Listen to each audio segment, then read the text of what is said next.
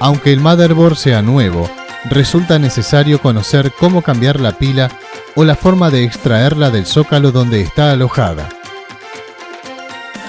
Tomamos un destornillador plano y hacemos palanca hasta que la pila salga de su zócalo. Luego reemplazamos la pila por otra de similares características. Recordemos colocarla con la cara positiva hacia abajo.